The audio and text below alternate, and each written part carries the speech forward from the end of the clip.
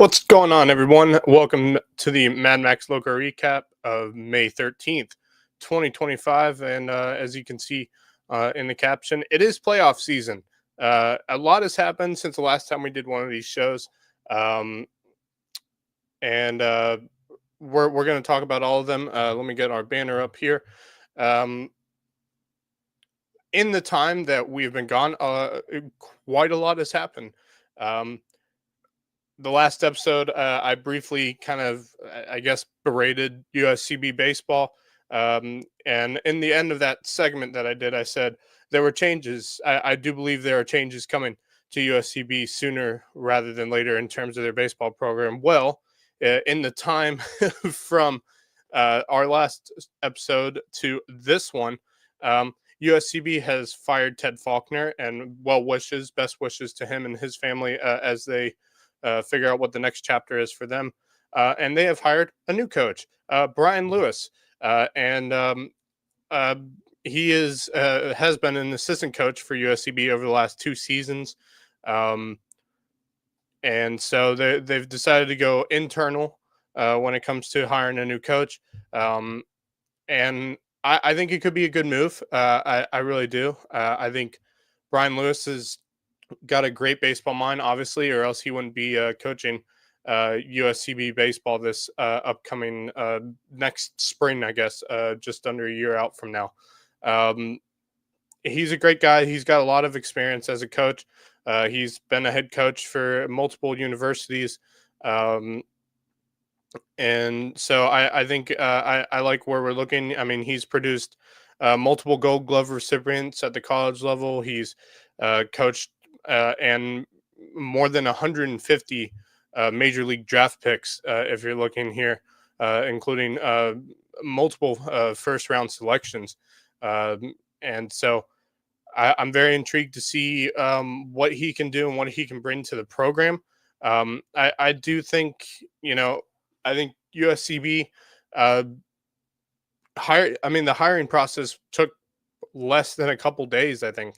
I mean, they fired Ted Faulkner and immediately, I think maybe 2, 3, maybe 4 days later, hired Brian Lewis as the next head coach for the Sand Shark baseball program. So I'm very excited to see what Brian Lewis can do for the team.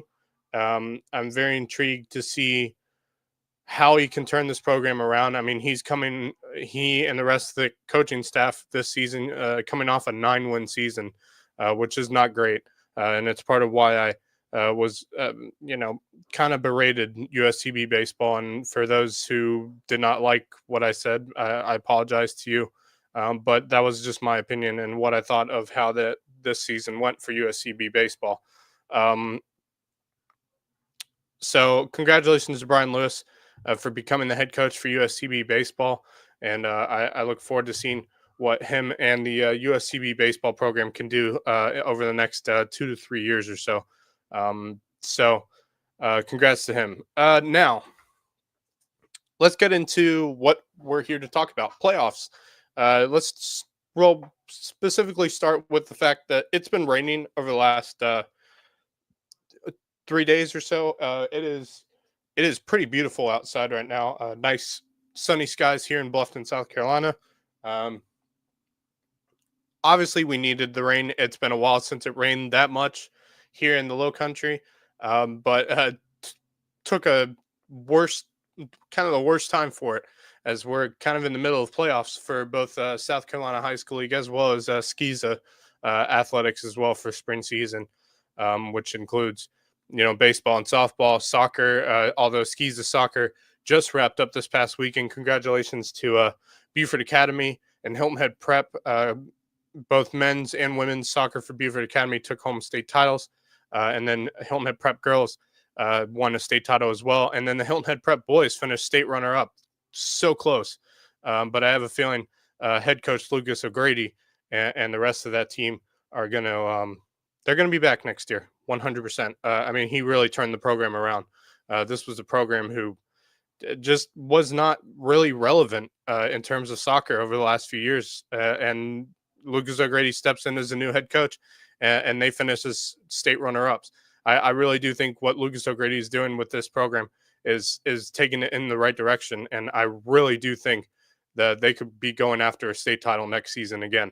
So I'm very excited to see what Hillnet Prep Soccer for both boys and girls has in the future. So congratulations to all those teams for their hard work and effort. Hillnet Christian Academy boys soccer had a great season as well. Did not end up at the state title game, but they're also playing some really great soccer over the years. So I do think Hilton Head Christian boys soccer is also on the rise again as well. So stay tuned for all those teams. Let's talk about the games that were postponed, suspended, put in away. Obviously, May River against Colleton County in the playoffs was in the top of the second. Colleton County was up 2-1 over May River, and the game was suspended due to rain. I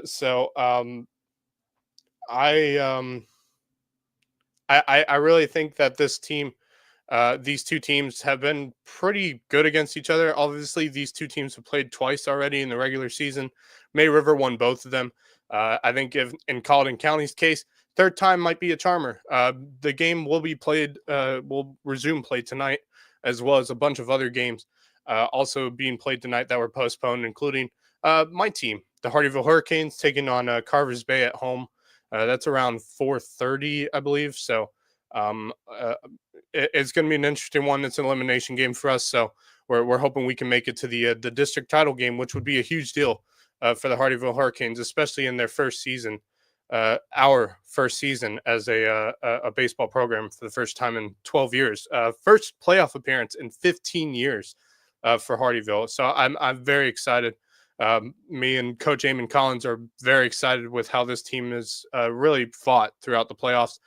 We had a tough loss last Thursday against Low Country Leadership, so we're looking to try to get a win here against Carvers Bay today around 4:30. For those of you who aren't doing anything like going to the May River Colleton County game, please feel free to come out and watch it. So, with that being said, other games going on in terms of SCISA, I guess, would be that I two state championship teams are going to be in here from the local Lowco area. Hilton Head Prep Baseball making it to the 3A state title series against the one-seeded Orangeburg Prep. That should be a very good series. Those teams have not played this year, so I'm very excited to see how they do as a team when it comes to Hilton Head Prep Dolphins. If I look at it, honestly, I really think that this prep team has a good chance, but it's going to be a fight between these two. But prep has had a great season. I mean, they've been really, really good. And one of their losses came to Hilton Head Christian. So, I mean, apart from that, I mean, I don't think they've really struggled through their region play this year, as well as state playoffs. I mean, the closest game they've had so far in terms of playing within their own region and division was their game to get into the to get into the state championship series. So I really do think if you look at all of the things that have led up for Hilton Head Prep this year, I really do think they have a very good chance. And that's going to be taking place. I believe it starts today. If it's not today, it'll be the same as the other team from our area that are starting their state championship series tomorrow. Hilton Head Christian will be on the road at Ben Lippen for the SCHISA 4A state championship series to kick off.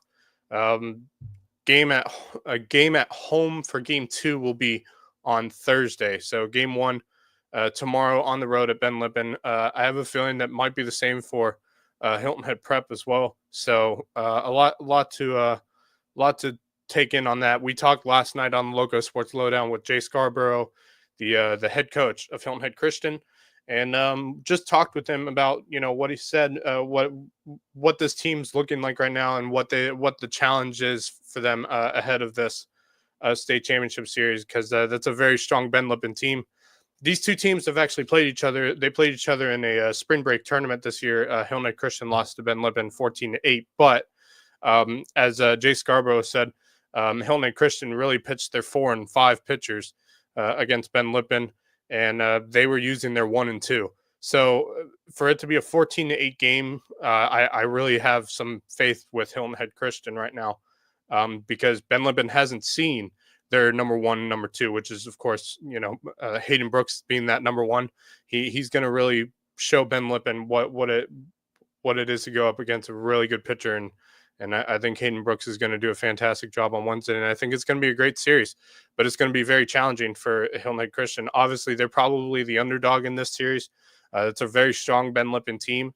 As Jay Scarborough said, I think they have 11 seniors on their roster this year, so they're all pretty experienced compared to Hilton Head Christian. I think Hilton Head Christian's got a much younger team. I mean, obviously Hayden Brooks is their only senior on the team. One senior on this team, and the rest of them are mainly juniors and sophomores, a few freshmen, and actually a couple eighth graders that have been starting this season, including Stone Bird. So it's gonna be very interesting for this Hilton Head Christian team this year, and in this series, I guess. So yeah, I'm very excited to see what comes next here starting tomorrow. Um, so we look at all of this. There's a lot to take in. Um, a lot of teams still in play right now, and if you look at all of it, it's going to be really fun to watch how these two teams compete in their state championship series. So yeah, um, let's see what else. Ooh, um, there's still some South Carolina High School League baseball teams still competing. Um, May River has been competing for baseball. They've struggled a little bit in the playoffs, and so I really am wondering how they're going to get out of the situation they're currently in. I mean, it's going to be very interesting. Uh, they beat Grade Collegiate the other night on Thursday, 7-2.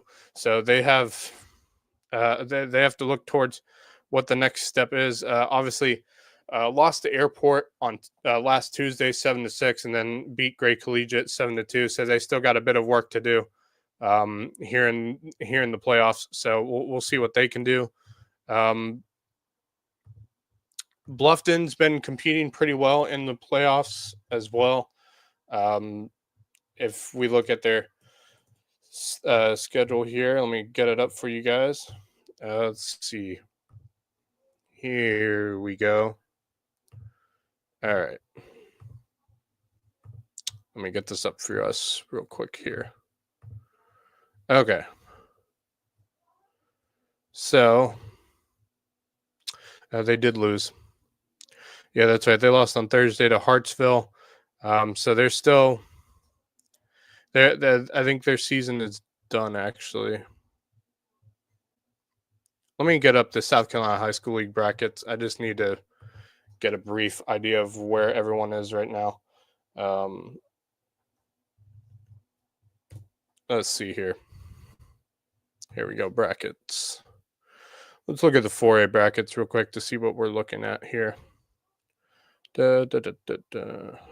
Baseball, where are you?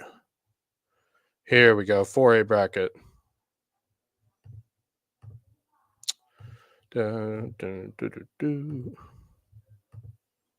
All right, here we are. So, all right, let's look here.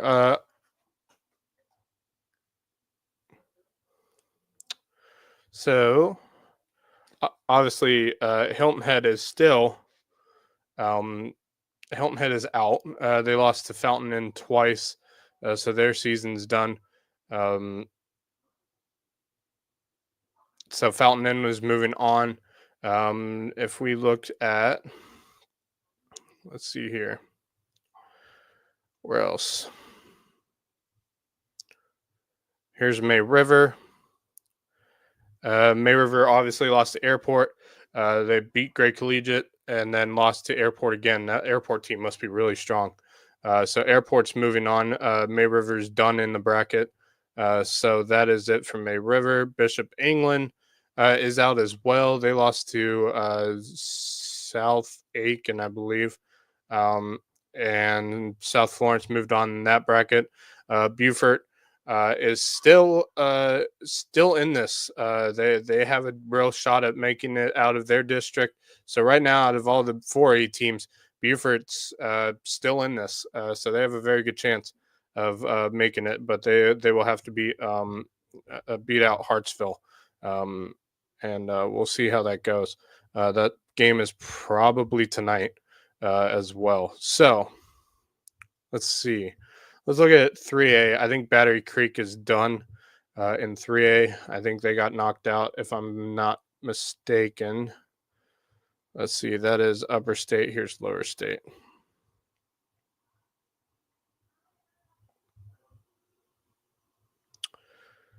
That is Orangeburg. Here we go. Battery Creek. Battery Creek got out in 2 games. Yeah, lost to Loris. Loris is a good squad. So is Marlboro County. So they didn't have the best of chances in that one. So they are done in there. 2A. I don't think any teams are left in 2A. That's the upper state bracket. Here's the lower state bracket. Hampton County lost in 2 games, so they're out. Whale Ranch is not in here. Bridges Prep. Bridges Prep lost their first game, won the second game over Lake City. Or excuse me, won their second game over Marion, then lost to Lake City again, and so they're done. Philip Simmons came out of that district. Let's see here. I think that's it for 2A. And of course, 1A. Some teams still fighting in 1A right now. I believe Hardyville obviously will be playing tonight in an elimination game against Carvers Bay. I think we have a shot against Carvers Bay. We'll see what we can do. It'll be our number 1 pitcher tonight, so I'm very intrigued to see how everything goes. So yeah, so that's it there for Hardyville. I think if there are any other teams, Bamberg Earhart, who was the winner out of our region, they'll be playing after they lost to Johnsonville. They'll be playing Branchville probably tonight. So we'll see how that one goes as we get into the district title games. So outside of that, that's pretty much it. So that's pretty much what we got for teams. So Beaufort really is the only team we got left standing out of South Carolina High School League baseball. So see if they can get out of this bracket, this district bracket. So we'll see what they can do. That game I believe is tonight at I think 6:30, something like that. So we'll see how they do. But outside of South Carolina High School League teams, that's all they got. In terms of softball, May River and Colleton County obviously still going at it. I believe they are the last 2 teams out of the 4A region that are competing. This is Upper State. Here's the Lower State. Great Collegiate beat Bluffton. Bluffton was done. Beaufort beat Bluffton in the losers bracket, and then Beaufort lost to Darlington. So both of those teams are out. Let's see here. May River here, Colleton County, they're going at it. Airport beat Hilton Head out, so Hilton Head's done for the year. So the loser of Colleton County May River will be playing host to Airport, and whoever wins that game will take on either Colleton County or May River. So that's what we got for the 4A brackets.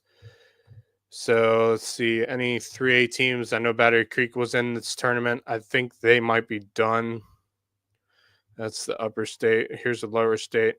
So Battery Creek beat out Swansea 7-6. Great game for them. And then lost to Aner. Looks like those 2 teams will be playing probably today. Marlboro County and Battery Creek. Battery Creek will be at home. I don't know what time that game is, but those 2 teams will be playing to take on Aner. Aner is a very strong team, obviously, beating out Battery Creek 14-0. And Battery Creek's a 3 seed, is 8 seed, excuse me, out of the region they play in, which is pretty difficult. So Ainer's going to have, well, I mean, Battery Creek's going to have their work cut out for them if they can take out Marlboro County. I think that's it for 3A. No one else from our area is playing in that. So that's for 3A. 2A, I don't know if there's anyone else left in 2A out of our area. That's upper state. Here's a lower state. Let's see here. Hampton County. Hampton County lost to Timberland and then Andrew Jackson. So they were out in 2 games, but they had a really strong season. I was having a little more high hopes for them. Bridges Prep. Bridges Prep lost their first game to Buford. That's Ford, not Beaufort. And then they won their second game over Philip Simmons. They're taking on. They might be playing. That might be tonight. They're taking on Atlantic Collegiate on the road. That's a strong Atlantic Collegiate team. They beat out Philip Simmons 20-0 compared to Bridges Prep's 7-0. So I think Bridges Prep might have their work cut out for them, but that's a good journey for them. So that's it there for 3A, or excuse me, 2A. 1A, I believe we don't have any teams left in 1A, if I'm not mistaken. Yeah, Hardyville obviously lost to Palmetto Scholars, and then lost to Carvers Bay. So that one's pretty much done. The winner of that Carvers Bay Palmetto Scholars will take on a very solid Branchville team. So, and then whoever wins that will take on Latta, who's always very strong as a softball program. So, with that, yeah, that's pretty much it for softball teams. So really, the only teams left in contention right now is Colton County, May River, and Bridges Prep. So, very interesting to see how all those take place. All of them probably going to be played tonight. Bridges Prep, obviously, May River and Colton County will be playing tonight as well. And on the baseball side of things, everyone's pretty much out except for Beaufort, and they're going to be taking on Hartsville tonight. So, yeah, that's it for South Carolina High School League. We've already covered SCISA. So, I think we can shift over to outside of Lowco sports area. Obviously, the NBA playoffs are continuing, but some big news coming out of the NBA tonight, specifically the Boston Celtics. For those of you who weren't watching the Celtics-Knicks game last night and were watching us instead, you may have seen Jason Tatum went down with a non-contact injury. From what I'm seeing and from what people are saying, it could be his Achilles, and he might be done for the year, which would be very interesting if you're the Lakers. Excuse me, not the Lakers, the Celtics. Because they're already down 3-1 to the Knicks. And if you lose Jason Tatum, I think that could be your season right there. If I'm not mistaken, he's going to have an MRI. That MRI probably is, yeah, that MRI, he's having an MRI today. May have already had it at this point to see what's going on. But I do think it probably was an Achilles injury. I watched the replay quite a few times, and you can tell when it's an Achilles injury when you see that kind of like calf roll up, kind of look like a jolt up your calf. Usually that's kind of what an Achilles injury looks like if you get an up close view. And from what I saw, it did look like his Achilles. So if you're a Boston Celtics fan, sorry, Kevin Libby, but your season might be done. Because without Jason Tatum, I mean, you got a good team, but without Jason Tatum, it's going to be tough to beat these New York Knicks. And I think people aren't going to put as much respect now on the New York Knicks, even though they're up 3-1. I think even with Jason Tatum, they're up 3-1. I mean, Jason Tatum went down late in the game. So 3-1 for the New York Knicks. They're starting to look like the real deal. Very honestly, they look like the real deal. They'll probably, barring they win their next game, they'll probably be taking on the Indiana Pacers the way it's going. Although it's a bit closer between the Pacers and the Cavs. But Jason Tatum, he might be done for the year. And we've been having quite a few Achilles injuries as of late, especially in the playoffs. I mean, Damian Lillard went down with an Achilles injury, costing the Milwaukee Bucks their playoff run. Um, Pretty much cut that playoff run short. Now everybody's talking about how there's a chance Giannis Antetokounmpo could be getting traded, which could be very interesting to see during the offseason. So his season's done. He may not be back next year. And now potentially Jason Tatum is injured, and he might not be back next season either. If it is an Achilles injury, he may not be back next year because really he won't be able to get full body motion, if I'm thinking about this, till about March or April. If it's an Achilles injury, a full complete Achilles tendon rupture, um, he may not be back next year. And if he is, it'll be right before playoffs. And I don't know if you want to really push that.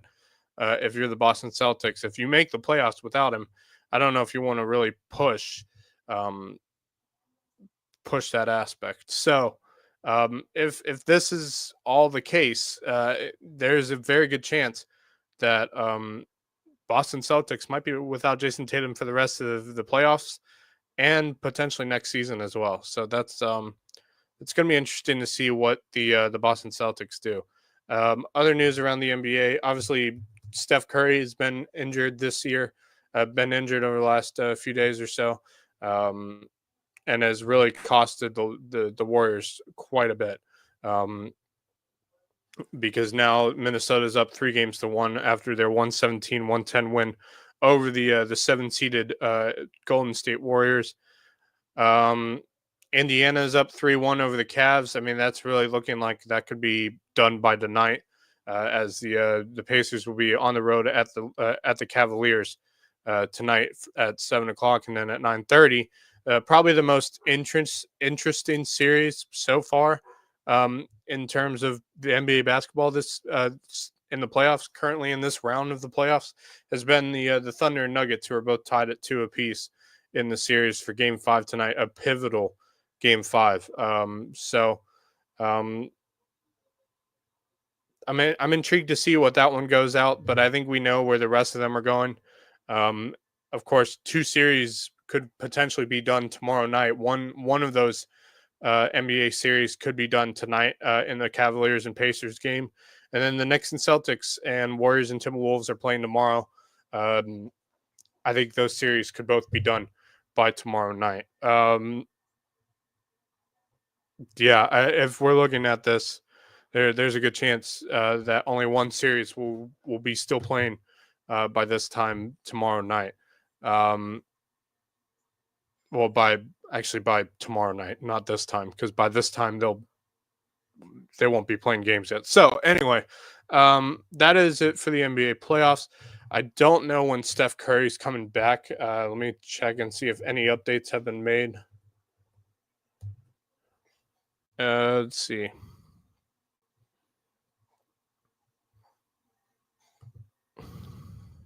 Because there was a hamstring injury. I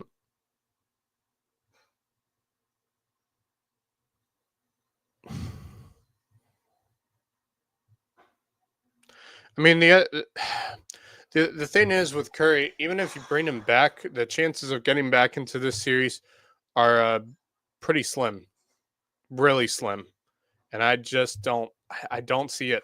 I really don't see it working out for the Warriors this year. And to be honest, a lot of people have been talking about the potential of Steph Curry retiring sooner rather than later. I don't think it's happening anytime soon.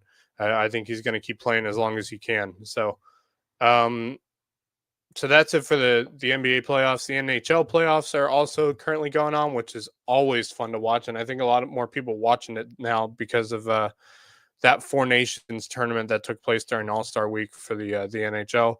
Let's see what happened yesterday. The Hurricanes beat out the Capitals. Capitals are the 1 seed. Beat them out to grab the 3-1 series lead over the Washington Capitals. The Edmonton Oilers beat out the Vegas Golden Knights last night, 3-0. Edmonton now has a 3-1 lead over the Golden Knights of Las Vegas. And then today, one game taking place today. That's the Winnipeg Jets and the Dallas Stars. Game 4 is tonight at 8 p.m. That series, Dallas currently has a 2-1 series lead over the Winnipeg Jets. The Toronto Maple Leafs on Sunday lost to the Florida Panthers. The Maple Leafs are looking very strong, but that series is tied at 2 apiece. They will be playing again tomorrow night at 7 o'clock. And that's pretty much it for the NHL. Not a lot to talk about there. So, with that being said, one more thing I wanted to talk about was I mentioned last night, if you watched the Lowco Sports Lowdown, that Michael Jordan is going to be a NBC special contributor for when NBA basketball returns to the major network of NBC. Um, I'm intrigued by it because he's never been a contributor to any major basketball network. He's never really been a broadcaster. I'm intrigued to see what he brings, but everybody's going to be watching it because it's Michael Jordan. It's going to be really intriguing. The other thing Justin Jarrett mentioned last night of Charles Barkley um, potentially doing the Ryder Cup this summer, which ooh, that could be fun. Being that Charles Barkley knows quite a bit about golf, being that he plays golf pretty often. So a lot of interesting things to go on there. But I just wonder, is Michael Jordan as a news contributor, as a NBC contributor for when the NBA returns? Do I think it's a good idea? Yes. Do I think he's going to be like Charles Barkley? No. Or Shaquille O'Neal? No. I think he's going to be more like, let's say, Tom Brady, and what he does for Fox when it comes to the NFL as a broadcaster, as as a special contributor for the NFL on Fox. I think it's kind of going to be that kind of situation where he may not be the funniest guy in the room. I mean, he can crack a joke, but he may not be the funniest guy in the room. But he's going to give great insight on the game of basketball, especially being that he is one of the greatest players of all time. So I'm very intrigued to see what he does there. One other thing, let me see if I can find it here. Um, Obviously, congratulations, by the way, to Clemson Tigers softball. For those of you who didn't see, Clemson Tigers softball is a fairly new program. They've only been around for a few years now. Um, and this past week, they won the program's first ever ACC tournament championship, and a automatic bid into the NCAA Women's College World Series tournament, into the NCAA softball tournament for a chance at going towards the NCAA College World Series, College Softball World Series. So I'm very intrigued and very happy because I am a Clemson fan, for those of you who don't know. Um, and so congratulations to Clemson softball for grabbing their first ever ACC title. That's a very special thing, especially in how quickly they did it. I mean, they've been a really solid program ever since the beginning. I think they've had a rank as a program. They've had ranking as a program for God, I don't know, pretty much every season that they've been in existence. They've been ranked in the top 25 at some point. So, like the very successful program, like since the beginning, over the last few years. So, congratulations to them for getting their first ACC win, a title win. One other thing, I did see that, and this came in, I think, a couple hours ago. Um, Obviously, next year, the World Baseball Classic is going to be returning. Is going to be back. It's going to be fun. I'm excited for it.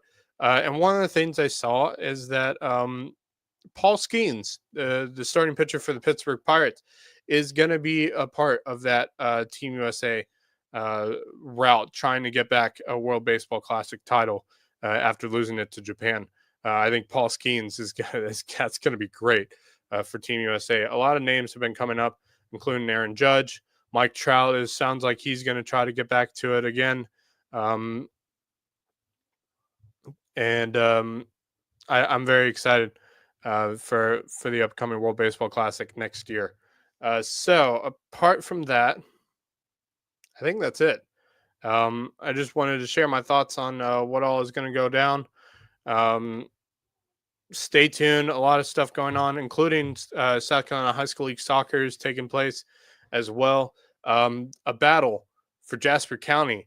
Hardyville and Ridgeland going at it tonight for men's soccer. Whoever wins that game has a very good shot of making it to the state title game. I really do think so. They're going to make it to the lower state title. One of those teams will. And I really do think Hardyville is one of the strongest teams in all of 1A soccer. So we'll see how that goes. Also got a softball game tonight, of course, with May River and Colleton County to resume the game that they had started. It'll be top of the second. Colleton County currently holding a 2-1 lead over May River. And then Hardyville High School taking on Carver's Bay tonight for baseball. They'll be at 4:30ish, I think. So we will see how all of that goes down. So that's going to do it for us here. I want to thank everyone for watching. The viewers, thank you so much for supporting me through my journey as becoming a broadcaster and a sports talk show host. And I want to thank you all for continuing to watch us. I want to thank the sponsors that have been continuing to support Lowco Sports over the years. And we can't thank you for helping us. Thank you enough for helping us keep going and growing as your main information center for all things sports here in the Low Country area. So that's going to do it for us. I am Max Duraj. Thank you, everyone, so much for watching. This has been the Mad Max the Lowco recap. And until next time, go Lowco.